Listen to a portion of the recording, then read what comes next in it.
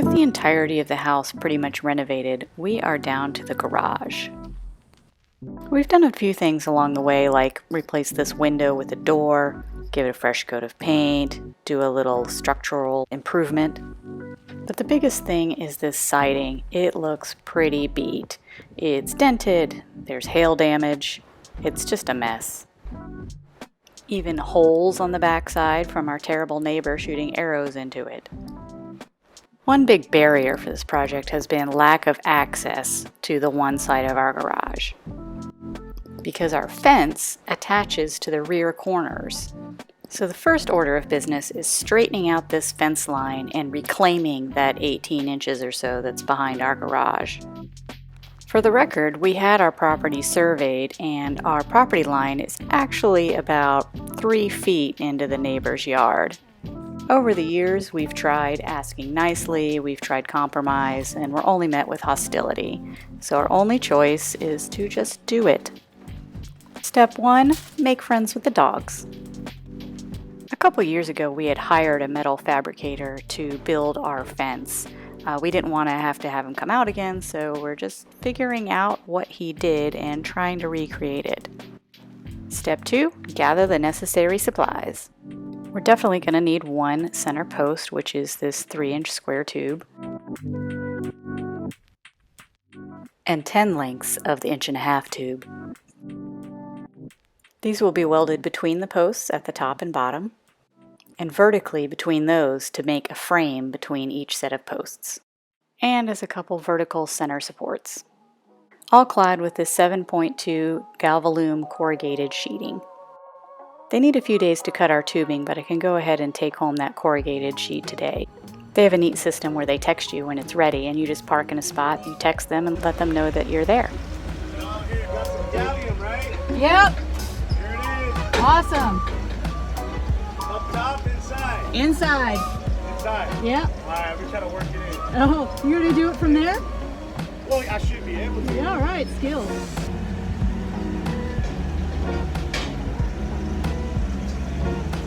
Yeah, perfect fit. Hell yeah.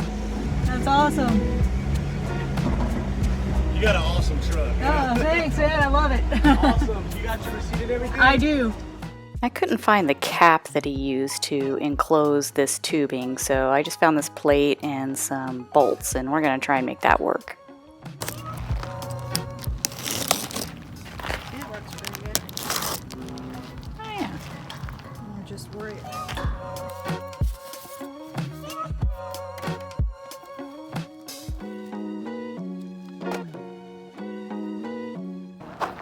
While holding wire securely, cut the end of the wire, ensuring the end is straight. I need some snips. Yeah. Now this is her first welding job, and she taught herself by watching YouTube videos, so be kind. I heard it. My thing went dark out.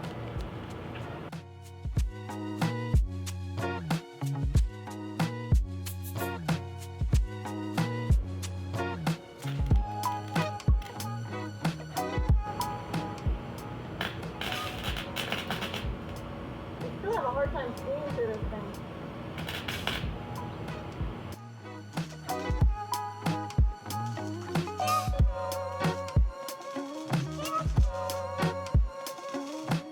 Oh.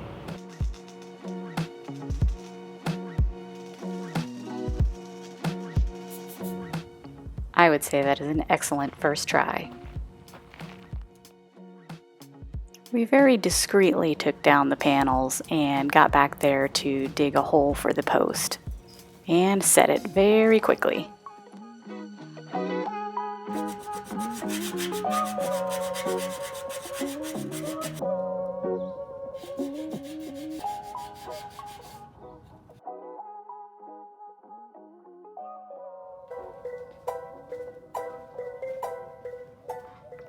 I saw some videos recommending this Diablo Steel Demon blade for cutting steel tubing. Thought I'd give it a whirl for this project.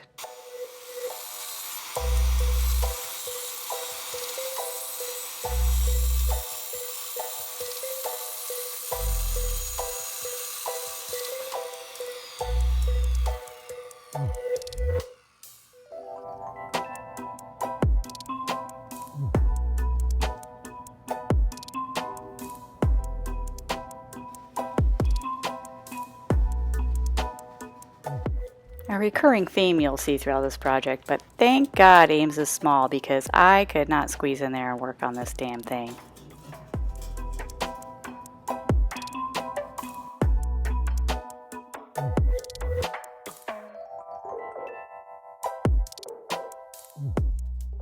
Figuring out how to clamp down the corrugated steel to minimize the wobble was a real struggle, but the blade did great.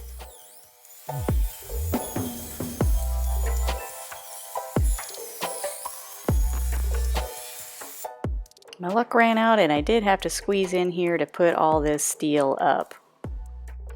Thanks to y'all's recommendations on the outdoor kitchen build, we invested in a driver which made putting these screws in a real breeze.